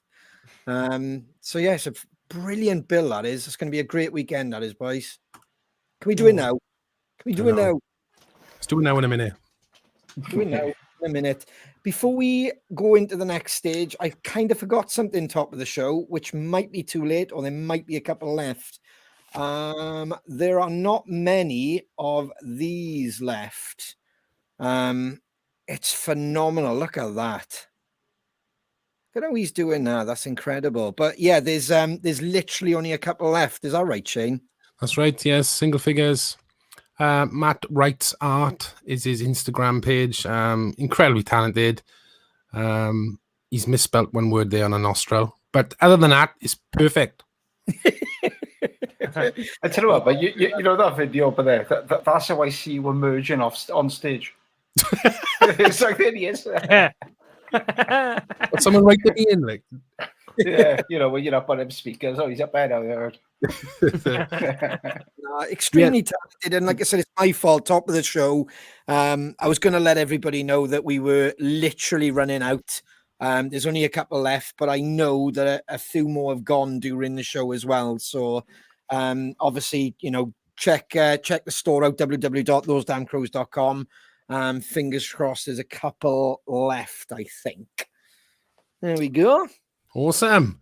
Right, so let's do a couple of shout outs and birthdays. We're going to start off with Jack Skinner. Hi, guys. Hope you're all good. Can I get a birthday shout out for my gorgeous daughter, Ella, who is 19 today? She's the best daughter in the world and is my rock. And I couldn't be more proud of her if I tried. And a shout out from you guys would make us so special. Happy birthday, Ella. Happy birthday. Shout out. Shout out. Good shout out. Yeah. Liz Townend, could you please wish Andy DeWitt a happy 40th birthday this weekend from everyone in the Movie Stars group. That's a good group to be in. Happy birthday, Andy. Happy birthday! My brother. It's his birthday tomorrow. Happy birthday, Lee. Oh, happy birthday! Happy birthday. And Ronnie, I'm hoping you've got something, a photo. Hang on, give me a second. I should have. Oh, fuck that up. We didn't. I'm so glad I said that before I said this. Yes. Give me 2 seconds. We are totally live, but I'm not going to leave this out. It's no problem. Happy birthday, Ella. Happy birthday, Andy. Happy birthday, Lee. We'll just keep repeating that until you're ready. Happy birthday, happy birthday, happy birthday. Shout out. And now 3 shout outs. Shout out. Shout out. Yes. 2 seconds. Back with the happy The audio Slave did play at download, by the way. Well, they did they? Yeah, apparently so. But, yeah, audio Slave. Well, never ever going to hear them. Oh, that's really sad. Never saw him play live. I talk about that band all the time, and especially Tom Petty as well, dude. Because yet again, a band, that I kind of I was going to go and see. I think I actually said it to Lloyd. I might go and watch Tom Petty. He was in London, I think Hyde Park or something like that, wasn't it, Lloyd? Clapham Common. Clapham Common, I think it might have been, yeah. Lazily, yet again, I don't even know if that's a word, but it is now. I've made another one up. Lazily. I kind of went, no, I'll go and watch him again. And it just didn't happen. So, okay, I have said photo. There was only the one photo. Oh, look at that. Sunday the 1st of June. Motherfucker, that's a cracking lineup that is as well. Less than Jake. I seen Less than Jake in download.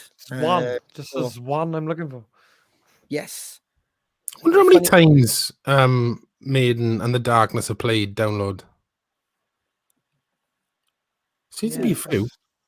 It's a good little trivia, just in case somebody wants to answer that. Get on that, Dave.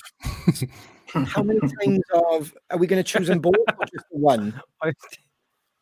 Why is Dave watching if he can't be on? Is he watching? That's a really yeah, there he is, look. good thing, that is. Dave. Hey, Dave. Hey, Dave. Yeah, How are you, bud? I was there, had backstage passes. Is that did you know, Dave? I'm confused now. There he is. There he is, look. There he is, backstage. Yeah, I've said photo, my friend. Excellent.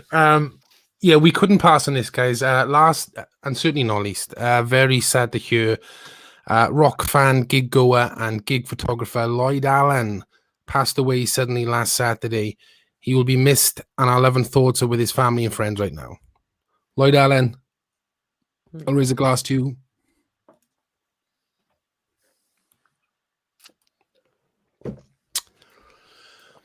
There we go. They're all the shout outs. What's next? Nice.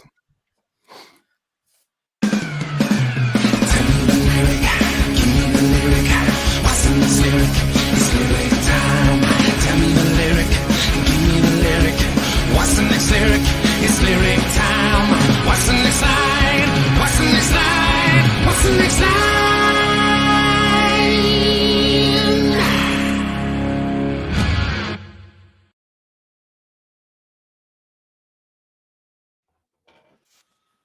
This week on What's the Next Line? The prize is a wonderful pair of those damn Grows sunglasses. Sexy. And the lyric is as follows. Keep your words of wisdom. Keep your words of wisdom. What's the next line? Go. While we're waiting for the answer. The best music all day long. Crow Radio. Crow Radio. Available now via Those Damn Crows Spotify page. Don't forget to click the green heart.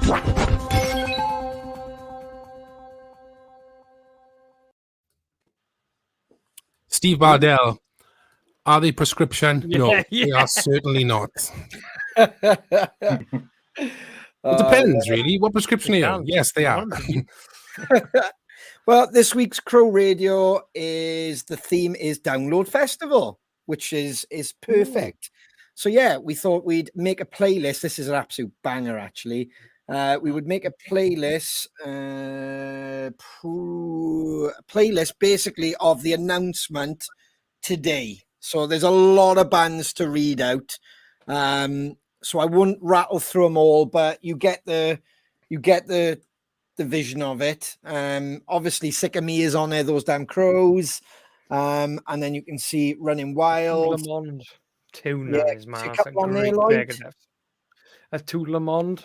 That's amazing Megadeth song, man. It's a cracker, isn't it? I think Andy Sneap done that. Did he? Yeah. Sneapy done that, I'm pretty sure. Oh, I love that. I didn't know that, mate. Great song. Did you know there, Shane? Another good Did You Know? Yeah. And whenever I see that title of that song, I always think of Del Boy saying it. Monge 2, Rollins.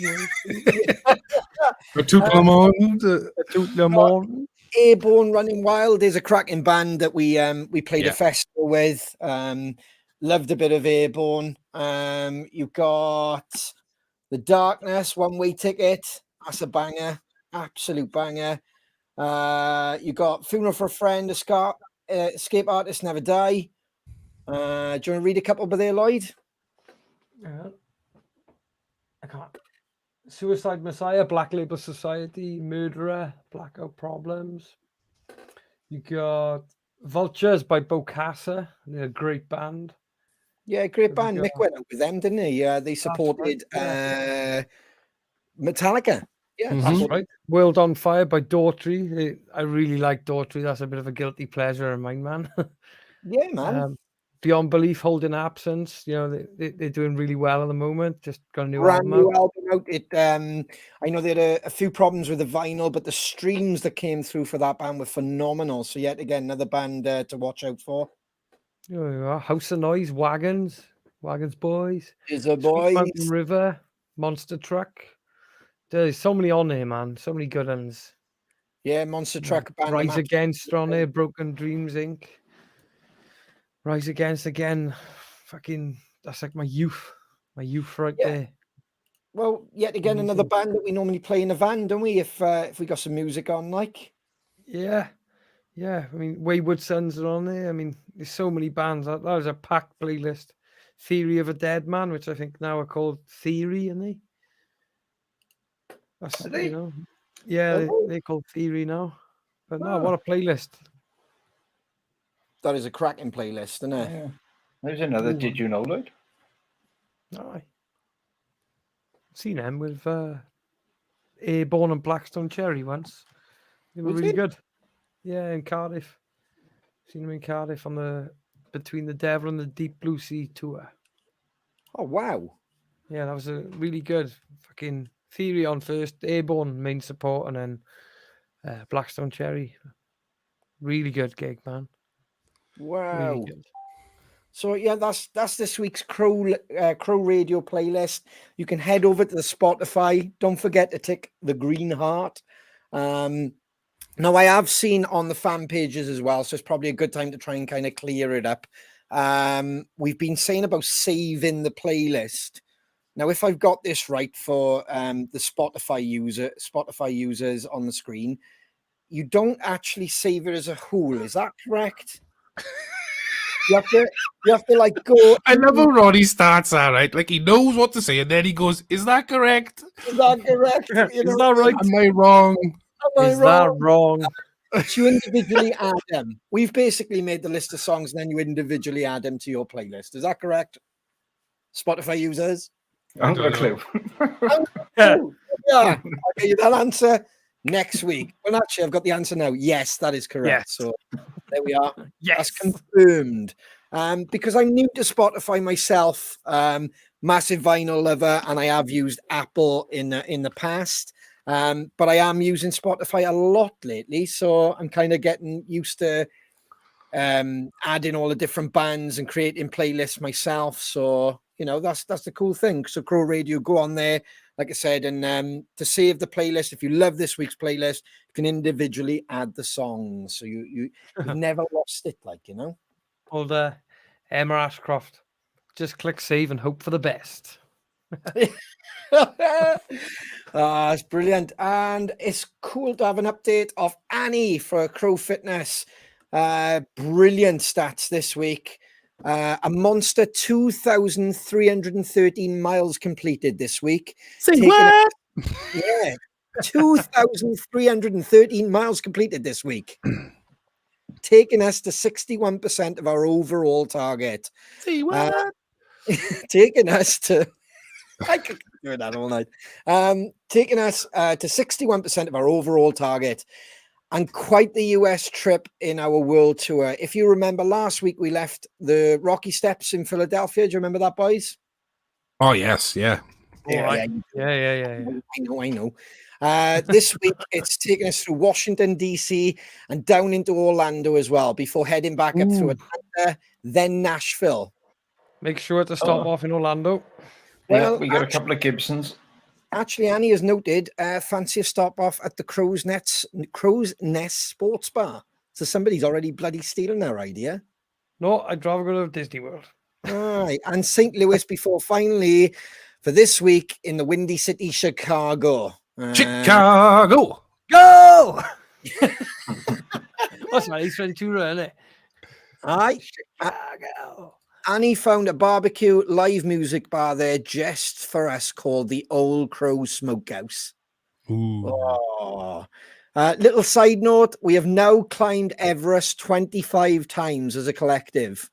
Holy Testicle Tuesday. That's unbelievable. Yes, so the Crow Fitness page collectively have climbed Everest 25 times. That's incredible. Wow. Unbelievable, Jeff. Where your legs hurting? Yeah. Oof. Unbelievable, Still Jeff. up there. Yeah. So fab. Keep going, guys.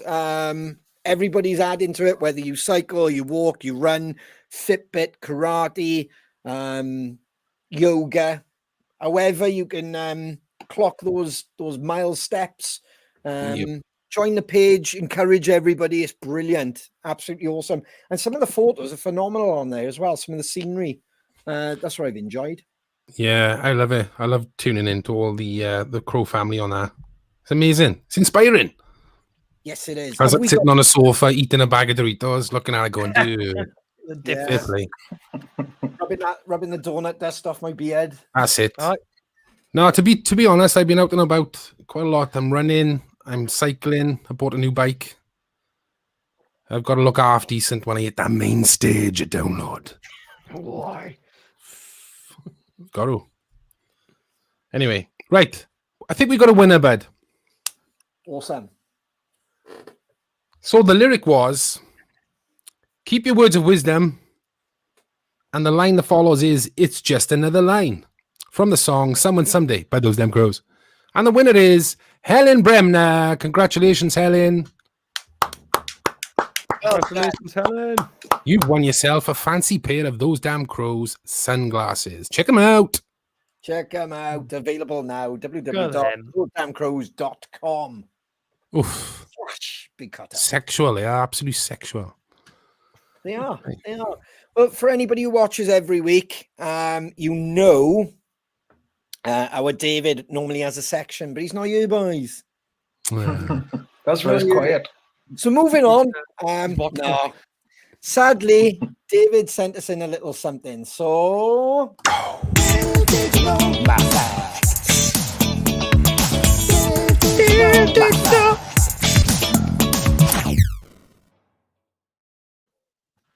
do you know what? No, I can't play the other one because I can't be doing it with another copyright claim. He's not you. I'm giving him his other theme. Yes, so David couldn't join us tonight, but we do have a message off him. Shall I play it?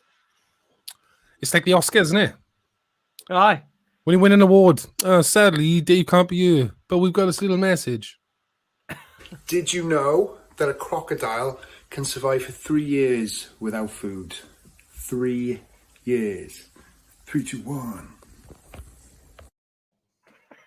He nearly messed the 3 up end, didn't he? He nearly messed that up. He was did.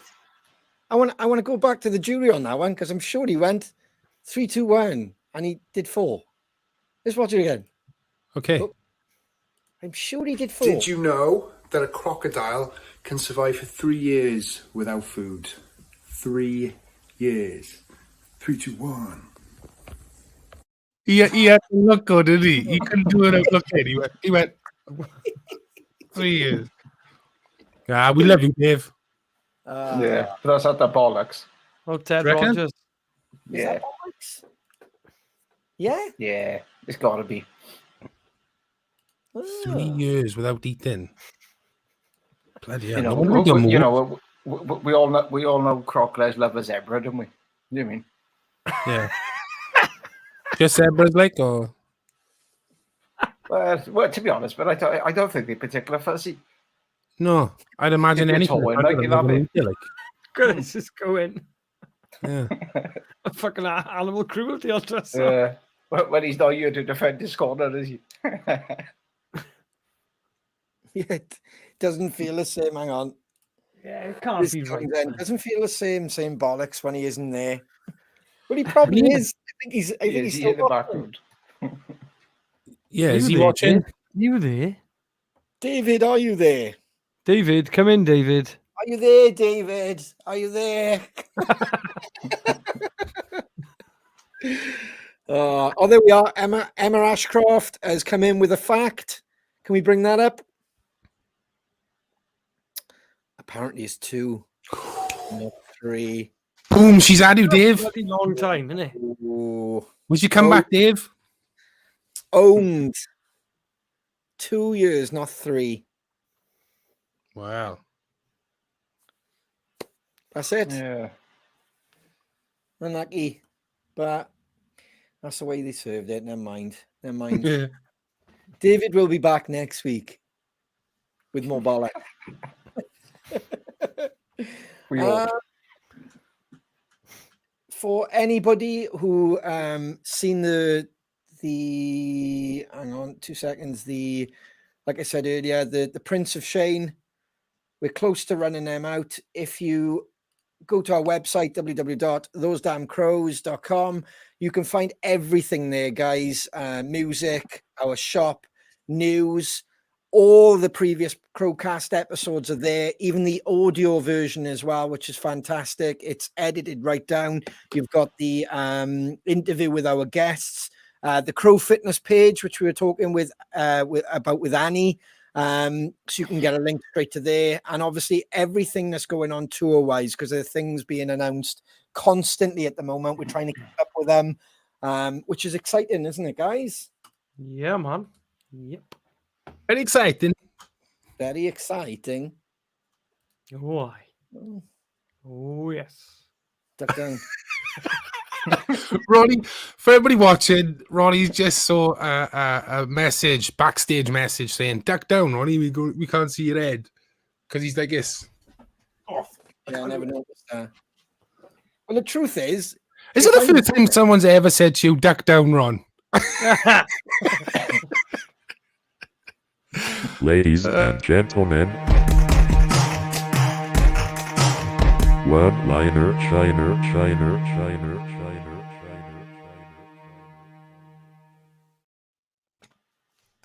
Never gets old, that photo. Yeah, it's been Yeah, is it? Yeah, is it? one of the It's longest chopped off, isn't it? artworks of It the is. show now, isn't it? There we are. Have to alter this chair. There we are. We'll go back a bit. Yeah. How far away is he? Good job I had shorts on. Yeah. Well. Yeah. That was a COVID moment. Alrighty then. Commando. So, little colour one this week.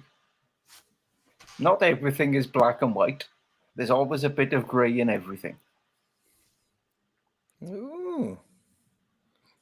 That's right. Yeah. Or red. or pink. Yeah. Mainly your brain. Yeah. A bit of colour in your life. Yeah. Like a rainbow. Oh, there we are. Oh. Like a bag of Skittles. Absolutely brilliant. Yes. Taste the rainbow. Yeah. There's the Crow one line fam- about a bag of Skittles. Bag of Skittles. Crow family, thank you so much for joining us. This has been CrowCast episode 57. Join us next Tuesday for another guest, another fun-packed night on CrowCast episode 58. We'll see you next week. Take care, everybody. I'm not giving up. I'm not